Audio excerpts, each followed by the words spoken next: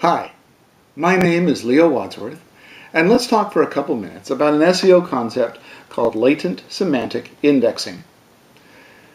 First of all, though, let's understand, what does Google want? Google is a company. They have a responsibility to their shareholders. They want to make money. So how do they make money?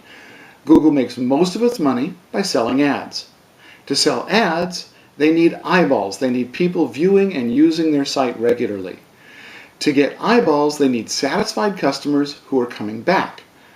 From Google's perspective, that means people who are finding relevant, quality search results, that they feel those will be the people that will come back to Google again to use search in the future.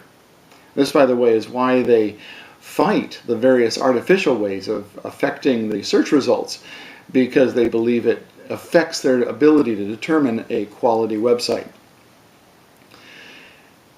More important than you might think is this concept. Because of the size of the task, searching is a huge task. Searching the entire internet is a huge task. Google must use computer programs to generate their search results. This affects a lot of different things. In tonight's context, it's very important because Google needs to be able to calculate their results with an algorithm, with a program, and they need to do it very efficiently. There are a lot of ways that Google uses to determine the relevance and the quality of content, which in turn affects how a page will show up in the search results. Google does not release the details of exactly how it calculates the results, in large part because they don't want people fooling the system, just gaming the system and producing fake search results. Now, I don't work for Google. I have no insider information. I make no promises. But the use of latent semantic indexing has been shown for many of us as a way to increase the ranking of a page, and it just makes sense that Google would use it. In the world of website search and websites, then LSI consists of understanding that if you are talking about a particular topic, something in particular, you're going to use a particular vocabulary. You're going to use certain words and phrases in relationship to that topic. For example, let's say that you are talking about the topic of feeding dogs.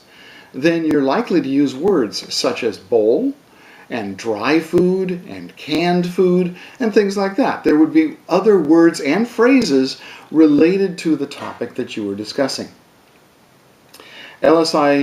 We refer to LSI keywords, but just like search keywords, an LSI keyword can be a phrase, not just a single word. It goes way beyond just synonyms. For instance, in dog feeding, bowl is not a synonym at all to canned food. It is a vocabulary that is related by topic.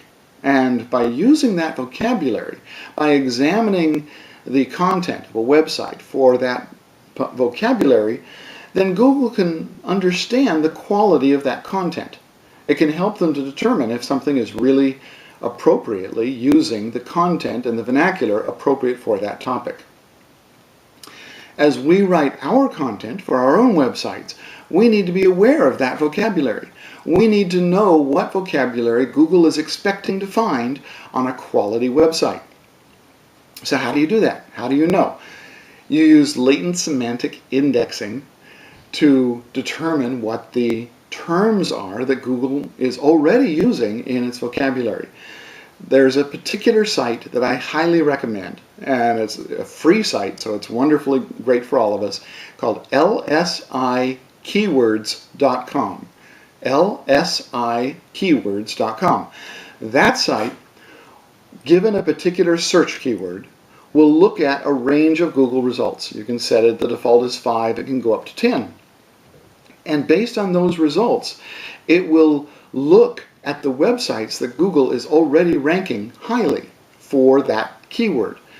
And so let's say you take the top 10 sites. It will then go out and look at the pages that Google is pointing to and generate the vocabulary that those sites are using, along with the frequency of each of the words.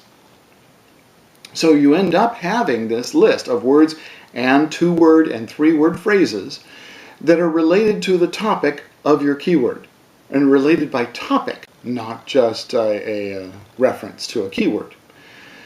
So once you have this, you'll have your original keyword, and you'll have a listing of the vocabulary being used along with the frequency of each of those phrases and words. What you do when you make your content is you want to include some uses of, you want to write your content for humans, first of all. You don't want to write for the search engine, but then you want to check your content to make sure that it's search engine friendly, so that Google can see that it's quality content and they can see what the content of your page is all about. So you'll want to write your content relative to a particular keyword.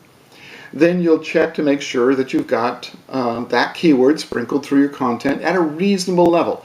I used to recommend 3, 4, even 5% in some cases. These days, I recommend about 2% of the time. It's called keyword density. That about, so on an average page, you're using the keyword 3 or 4 times. The specific keyword that people would be searching on to get to that page. Then look at the vocabulary associated with that keyword and make sure that you have some of those phrases also included in your phrase.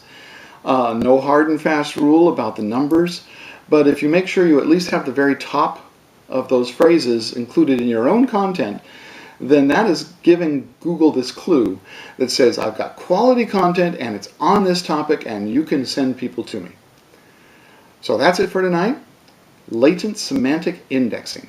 There's a great article on Wikipedia, by the way, if you want to get into some of the more gory details about why and how this might work. But what you really need to know is just speak the vocabulary of the topic.